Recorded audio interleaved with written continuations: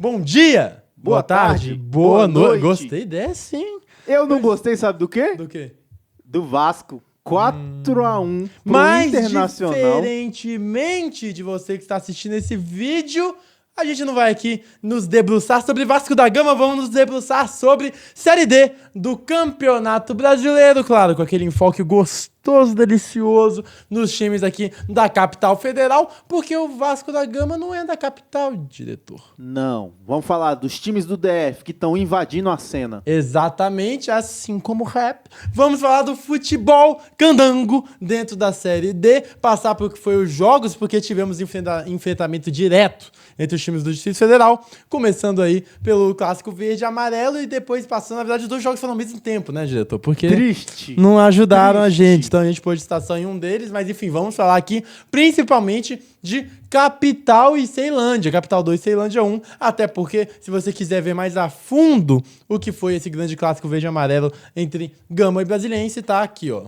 em algum lugar aqui. Desse lado aqui, ó. Em algum lugar aqui. Aí. Então a gente vai estar aquele ano passado sobre o que foi esse jogo, passar, né? Falar um resumão mais rapidamente, mas aqui vamos trazer o que foi mais focalizado em Capital e Ceilândia, diretor. Gostei daquele gol do Netinho do Brasiliense, hein? Agora eu tenho um fã do Netinho, mas é muito bom jogador, tá? É muito bom jogador. Ele e o Tarta esse ano estão sendo, olha, os destaques E os dois que fizeram gol. Os dois que fizeram gol, coincidentemente. Olha lá, nem tinha pensado nisso, mas realmente. Então, vamos começar o programa com Capital 2, vai, diretor? Tararuranos, taran, pneu de carros cantam, a liderança, taran. Contra Ceilândia 1, miau-au. Esse é o miau-au mais tímido, talvez, dos que eu já tenha feito. Xoxo. Porque tá difícil a situação do Ceilândia. Cara, Ceilândia não tá bem, não faz uma boa Série D. É jogo após jogo, atuações repetidas abaixo do que é esperado desse time do Ceilândia. Alguns, né, já tivemos a saída de 3 jogadores no meio da Série D, a gente vai falar isso daqui mais pra frente. Então, assim, o Ceilândia vive uma situação delicadíssima. Em contraponto com o Capital, que não só tá conseguindo seus pontos, como com essa vitória garantiu a classificação já matematicamente para a próxima fase de mata-mata de Série D, mas a briga pelo primeiro lugar ainda está muito aberta. Vamos começar falando de como chegar nas equipes para essa partida, começando pela equipe da casa, pelo Capital. Capital, como eu já falei, faz uma Série D muito sólida, é um time que desde que chegou o Luizinho melhorou, principalmente no quesito de competição. Competitividade. Obrigado, diretor. Ser um time que compete muito bem. Isso era o que faltava para esse time do Capital, principalmente lá no começo do ano com o Candangão, acabou sendo eliminado precocemente, aí o Luizinho ainda assume, ainda sofre alguns resultados, sofrendo muitos gols, mas ele transforma esse time do Capital em um time que traz a competição consigo, porque não existia competir levando a quantidade de gols que o Capital levava, 2 por jogo, 2, 3 por jogo, uma defesa muito vazada, por mais que tivesse boa qualidade no ataque, por mais que tivesse um estilo de jogo que priorize ter a bola, não dá para você se garantir, ainda mais um torneio que vai acabar no mata-mata, como a Série D, levando 2, 3 gols por jogo. O Luizinho estanca essa sangria, e aí o time que começa a resolver na defesa, e o ataque começa a engatinhar, depois vai melhorando, e é o Capital hoje, que eu posso dizer, um time competitivo dentro de Série D, um time que tem a 4ª melhor campanha geral, no momento que eu tô gravando esse vídeo, ainda tem uns resultados aí acontecendo, mas é a 4ª melhor campanha, e assumindo a liderança do grupo com essa vitória. Essa maneira chegou o Capital para essa partida, lógico, com favoritíssimo, porque além disso tudo, jogava no seu estádio, no seu mando, no estádio JK. E como chegou o Ceilândia para a partida? Numa situação bastante delicada. Ceilândia chegou ainda entre os 4 primeiros, mas muito aquém é junto com o Brasiliense, que vamos passar por ele também. As duas grandes decepções desses dois grupos aí, tanto o grupo A3 quanto o A4, eu até incluo o misto também, mas o misto conseguiu uma vitória sobre o Goiatuba, então deu um respiro. O Ceilândia não. O Ceilândia é repetição de jogos ruins, é um Ceilândia que é o que a gente está acostumado, o Ceilândia da Delson, que joga de maneira de transição rápida, de não necessariamente ter a posse de bola, joga de maneira... Eu esqueci a palavra... reativa, lembrei. Uma maneira reativa. A gente tá acostumado com isso, mas é um time que era competitivo, como eu já falei do Capital, levava poucos gols e na frente contava com eficácia. Esses são os melhores momentos de Ceilândia. Hoje não. Hoje é um Ceilândia que tem poucas outras opções para sair jogando, tem poucas opções para trabalhar a bola. Quando a equipe adversária se coloca em bloco baixo, a equipe de Ceilândia não consegue obrigar o balanço do adversário, não consegue entrar no campo adversário. É um time de muita bola longa, muita bola pro Patricão, vamos falar dele inclusive, para tentar uma casquinha, não tanto nem pelo gol do Patricão não, porque dos últimos jogos sofreu uma seca de gol sim, nem tanto pelo gol, mas por lançamento, para ele tentar ganhar uma bola aérea, para ele tentar fazer uma casquinha. Esse era o time do Ceilândia e tentar achar um dos seus pontas para uma jogada individual, mas muito ilimitado, jogando mal, não funcionando bem defensivamente, pulando a etapa de jogo do meio-campo. É um meio-campo que pouco trabalha com ela no chão, saída de bola, de novo, dependendo de muito bola longa, enfim. Esse é a Ceilândia box que tinha box. como... Não é Não, não é não. Não é o box to box, mas com muita bola longa.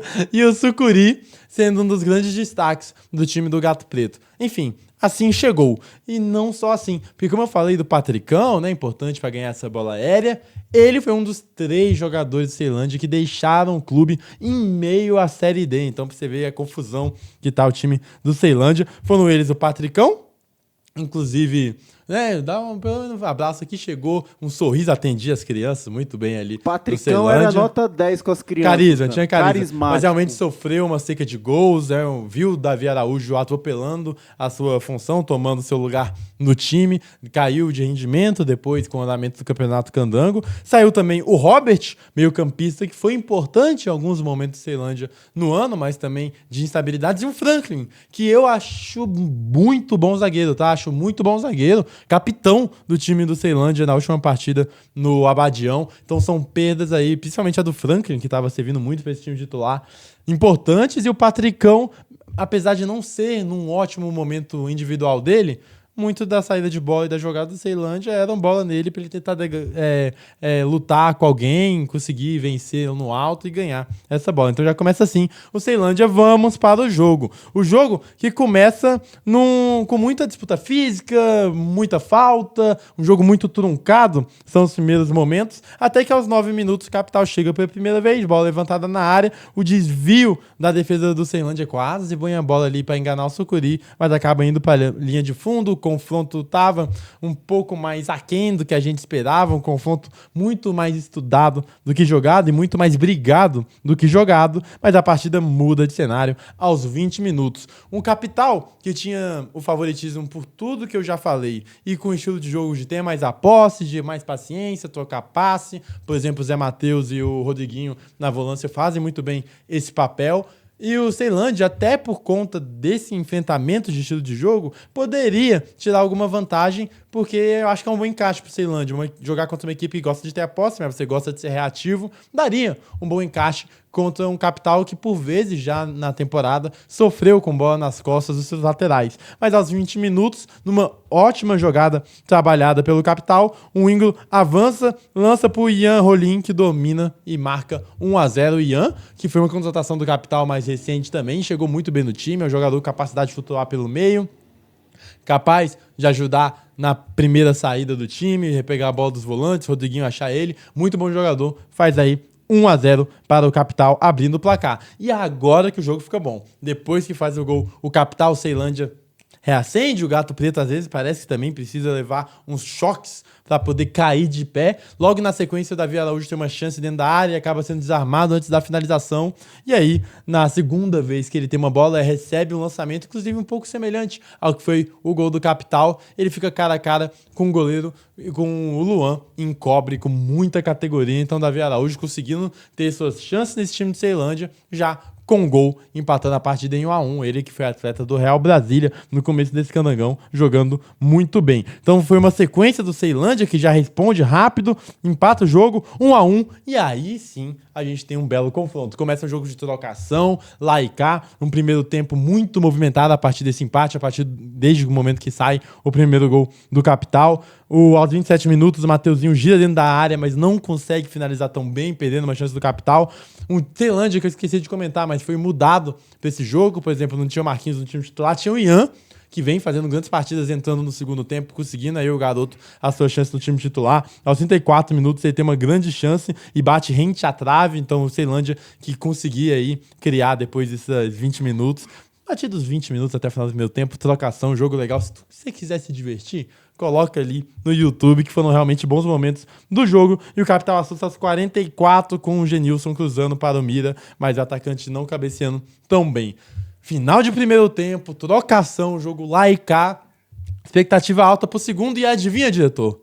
Volta devagar. Segundo tempo de novo, volta mais estudado, Ceilândia mais atrás, fechadinho, Capital tentando achar seus momentos aí de atacar, tentando adentrar a defesa do Ceilândia, que nesse jogo foi bem postado. Esse não achei nem dos piores jogos do Ceilândia não, tá? O jogo contra o Operário, os dois jogos contra o Operário e o jogo contra o União Rondonópolis em casa, na minha opinião, foram bem piores do que esse contra o Capital, por exemplo. Não foi um jogo horrível do Ceilândia não, mas a sequência é tão ruim, aí é mais jogo sem dar uma resposta, que fica muito esse sentimento e precisava pontuar o Ceilândia. Aí o segundo tempo é um tempo que, quando o time tinha a capacidade, ambos os times tinham a capacidade de sair em contra-ataque, muita faltinha para paralisar o jogo, ok? Faz parte da estratégia, mas era um jogo meio chato, meio maçante, com muita faltinha para paralisar contra-ataque dos dois lados, Capital com mais a bola, mas sem criar grandíssimas chances, sem criar um volume avassalador, até que a sensação de empate começa a perdurar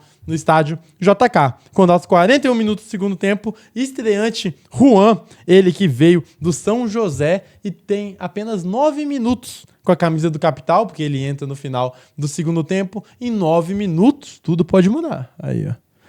Juan fazendo um belo gol, fazendo o 2-1 da partida, tem um escanteio, cruzamento, a bola acaba passando de todo mundo, tem um bate-rebate, sobra na entrada da área, e aí o Juan bate muito mesmo, uma chapada ali próximo ao ângulo, sem chance pro Sucuri, que na minha visão, pelo que eu percebi, ele nem salta, né, mas eu acho que tinha muita gente na frente, atrapalhando a visão dele, e aí o Juan acaba fazendo seu primeiro gol estreante com a camisa do Capital, ele vindo do São José, fazendo 2-1, diretor. Ele fez um gol com 9 minutos. 9 minutos em campo, um gol. Se ele continuar com essa média e jogar o primeiro tempo do próximo jogo, ele já vai fazer 5 gols no primeiro tempo. E se continuar com a média pro segundo tempo? 10 gols. E se continuar com a média pro outro jogo? 15 gols em 2 jogos. E aí eu até ia falar pra convocar ele, mas o Ancelotti já infelizmente fechou a lista, né? E aí vai ficar difícil, mas enfim. Aí o Juan fazendo um gol nos seus 9 minutos de participação, os primeiros 9 minutos com a camisa tricolor do Capital. Com esse resultado, Capital chega matematicamente à próxima fase, mas ainda tá brigando pelas primeiras posições, que é importante para acabar definindo em casa, é importante uma boa campanha na fase de grupos para levar a vantagem de definir em casa mais e mais à frente. E agora a gente vai falar da tabela, que o Ceilândia se complica bastante. E vou te falar, tá difícil se classificar na fase de grupo, o que é um absurdo. O Ceilândia tinha obrigação, é forte no futebol, né? Mas tinha, sim, um dever de casa. Foi um fenômeno ano passado. Não, tinha um dever de casa de avançar. Cara, é um grupo de 6 que passam 4. Nem tô pedindo pra passar em primeiro, mas, cara, tinha que passar pelo menos essa primeira fase. E agora o Ceilândia é o 5º colocado, com apenas 7 pontos. Vê a adversário está passando e vai ter confrontos difíceis pela frente. Vamos pra tabela. Em primeiro lugar, o Capital, com 16 pontos, Coruja voando alto. Segundo lugar, Goiatuba com 14 pontos. Terceiro, Misto com 9. O quarto, União com 8 pontos. Quinto colocado é o Ceilândia com 7. E em sexto, Operário com 4 pontos. Resultados dessa rodada dentro desse grupo: União Rondonópolis vence o Operário fora de casa, e aí você que volta a bater naquele ponto. Pô, o Ceilândia jogou 2 vezes com o Operário e perdeu em casa e venceu fora, mas venceu jogando muito pior. E aí, o Misto vence por 2-0 Goiatuba, resultado muito importante, principalmente para o Capital, pensando nas primeiras colocações, e para o Ceilândia, que vê o Misto ultrapassando, o Misto que também é uma decepçãozinha minha dessa Série D, mas vem se recuperando nos últimos jogos, vence o Goiatuba, jogo difícil, e aí o Ceilândia vai ficando numa situação cada vez mais difícil, ainda vai enfrentar o Goiatuba, vai enfrentar o Misto, cara, difícil. Quem tá classificando nesse grupo aí que você falou? Capital, Goiatuba... Misto e União Rondonópolis. Misto e União Rondonópolis. Agora vamos para o próximo jogo, falar aqui rapidinho de Gama 3, Brasiliense 2, porque o vídeo tá aqui em algum lugar. O Gama que jogou um estilo de jogo muito ofensivo, com a escalação muito ofensiva, né? Porque joga com o William Júnior, com o Renato, com o Clemente, com o Ramon, com o David Lucas, tudo que tem de melhor com bola no pé praticamente. O Luiz Carlos Souza coloca para jogo, jogou praticamente no 4-1-4-1, o Lúcio mais ou menos como único volante. conseguiu ter boa superioridade numérica com bola, e um Brasiliense que é instável dentro das próprias partidas. É impressionante como é instável. A gente conversou aí com o Netinho, até com o Jean-Pierre em outra ocasião, tinha comentado da falta de atenção da equipe, porque realmente é um time com qualidade, é um time que varia muito dentro da própria partida, faz 20 minutos muito bons, 15 muito ruins, 10 muito bons, 20 muito ruins, e alternando bastante, acaba sendo punido nos momentos chaves. O Gama, que conseguiu aí fazer 1-0 numa boa triangulação pela direita, acho que até o Salinas ele acaba falhando, dava para ter interceptado essa bola. O David Lucas foi mais esperto, muita variação, muita movimentação nesse ataque do Gama, inclusive, entre as peças de ataque. Ele cruza no segundo pau por Ramon. Ramon faz 1-0, ele que tem 4 gols já nessa Série D, um dos destaques dessa competição, dos destaques do Gama, que momento vive o Ramon. E aí, quando o Gama tinha a partida mais ou menos controlada, tem um lateral praticamente na última bola do primeiro tempo, pro Marco Júnior, que é também um dos pilares desse time do Brasiliense, cruza muito bem no segundo pau, nas costas do Lucas Piauí, Netinho domina já driblando, um belo driblando o Renan Rinaldi e deixando tudo igual, 1-1. Detalhe esse gol, que muitos torcedores lembraram do gol que o Gama sofreu contra o Goiás na Copa do Brasil, que também foi uma bola às costas da defesa cruzada da esquerda para a direita, então muitos torcedores lembraram. 1-1. Vai pro intervalo, a gente na expectativa como que ia voltar os times. O Brasiliense volta e volta muito bem. O Brasiliense não fez um jogo ruim não, tá? Talvez os melhores jogos do Brasiliense do ano sejam contra o Gama, a partir da Série D, né? Porque o Candangão do Brasiliense foi muito ruim, inclusive aquele primeiro clássico do ano entre Brasiliense e Gama, o Brasiliense jogou muito mal. Mas na Série D, contra o Gama, no Cerejão, foi a melhor partida do Brasiliense no ano, e não achei que fez um jogo ruim contra o Gama, não. Claro, o Gama foi melhor, teve a superioridade, principalmente no segundo tempo, mas eu não achei um jogo ruim do Brasiliense, não. Inclusive, muito eficaz, muito eficiente, coisa que faltou no jogo da ida do grupo, e logo na volta do segundo tempo, latereio do Netinho, joga pra área, bate-rebate, Jackson coloca na área de novo, tarta de cabeça, faz 2-1. O Gama não demora muito tempo a responder, começa a criar volume, começa a imprimir o time do Brasiliense, bola na mão do atleta do Jacaré, pênalti, Clemente bate muito bem, fazendo 2-2. Clemente, que marcou em todos os jogos que jogou contra o Brasiliense, ele usando a camisa do Gama, então são 3 jogos, 3 gols. Clemente aí se tornando um carrasco do Jacaré. Deixa tudo igual, e aí o jogo vira uma trocação, mas o Gama conseguia acertar o último passe, conseguia chegar com mais perigo, conseguia sim estar mais próximo ao gol do que o Brasiliense, que até tinha algumas chances de contra-ataque, mas por uma demora de passe, por não encaixar o tempo do passe, acabava não conseguindo concretizar suas jogadas, que acabaram bem marcadas pela defesa do Gama. No finalzinho da partida, entra Kennedy e ele foi o herói do jogo praticamente no último lance. Isso que o Gama já teve algumas chances, tá? Teve um cara a cara Clemente Kaiser, que o Kaiser fez uma bela defesa, teve um cara a cara Ramon e Kaiser, que o Ramon faz uma bela defesa, e aí, no última bola do jogo, o Kennedy recebe, bate debaixo do goleiro do Brasiliense, fazendo o 3-2, diretor. Quando o Kennedy faz gol, eu me lembro de uma música de Kennedy. Ah, tá, pode ser. Pode ser também, de Kennedy. De Kennedy. Tá aí, ó, a galera musical do Gama. O Gama que faz boas paródias, tá? A torcida do Gama faz boas paródias, tá aí. FBC. Mais uma ideia pra vocês aí. Como é que é essa música? De Kennedy. De Kennedy. Os cria da VIP vai de Os cria da VIP. Aí, os cria do Gama vai de Kennedy. Aí, ó, de Kennedy. Aí, fica aí essa sugestão. Enfim, vitória do Gama. Gama primeiro colocado geral da Série D. Única equipe com 19 pontos. Cada vez mais líder, cada vez mais classificado, agora matematicamente para a segunda fase, e é líder do seu grupo. Acho que até questão de tempo para confirmar esse favoritismo na primeira colocação. Já o Brasiliense precisa pontuar, cara, principalmente porque o Primavera vence na grande surpresa dentre os dois grupos, A3 e A4, vence a Luverdense jogando em casa. A gente comentou, né, da dificuldade que é o campo do Primavera, não é dos melhores tratados, né? Então acaba dificultando muito a equipe visitante que vai pra lá. O Primavera vence do Luverdense em casa e empata no Pato das Emas. Então tá aí a Primavera chegando muito bem. Mais diferente do Ceilândia, o Brasiliense, por ter um teto superior a essa equipe do Ceilândia no momento, e pelo elenco que tem, e pelos próximos confrontos, acho muito mais viável uma classificação. Eu, inclusive, se tivesse que apostar, apostaria numa classificação do Jacaré ainda. Mas tá difícil, tá? Assim, não tá nas situações mais fáceis. A tabela vai ter só o confronto direto praticamente daqui pra frente. Ainda vai enfrentar o Yuma na próxima rodada. Vai pegar o Primavera, vai pegar a Luverdense. Então tem que abrir o olho. O Jacaré e o Gama com o tropeço da Aparecidense. É cada vez mais líder a Aparecidense, que é a primeira a perder pontos contra a equipe do Inhumas. Vamos pra tabela. O primeiro colocado é o Gama com 19 pontos. 8 pontos. Na frente da Aparecidense, que é o segundo lugar. Terceiro vem o Primavera com 11. Olha só o Primavera, hein? 11 pontos. Quarto, o Luverdense com 8. Quinto, o Brasiliense com 7 pontos. E na última colocação, em Umas, com 1 pontinho.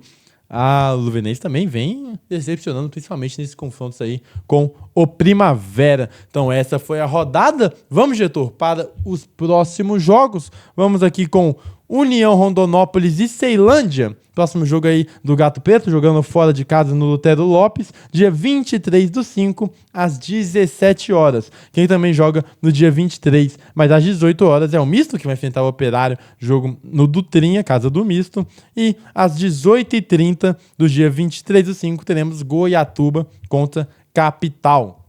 Já agora do outro grupo, o grupo que vai jogar aqui no Distrito Federal na rodada, teremos o jogo do Gama no dia 23/5, às 19h30. Gama contra Primavera e o Brasiliense enfrentando a equipe do Inhumas no domingo, dia 24, às 16 horas. O jogo que fecha aí o grupo é Luverdense e Aparecidense às 18 horas do domingo. Então é isso, fica aqui para vocês o que foi essa rodada de Série D. Você que quer acompanhar a equipe local mais de perto, acompanha, vem com a gente, tem Instagram, tem TikTok, tem adesivo, você encontrar a gente nos estádios, pode falar com a gente, despeje todo o seu coração, curte, compartilha, faz todo aquele rolê que é de graça, já diria atleta Marcão, respira que é de graça. Sabe quem é atleta Marcão?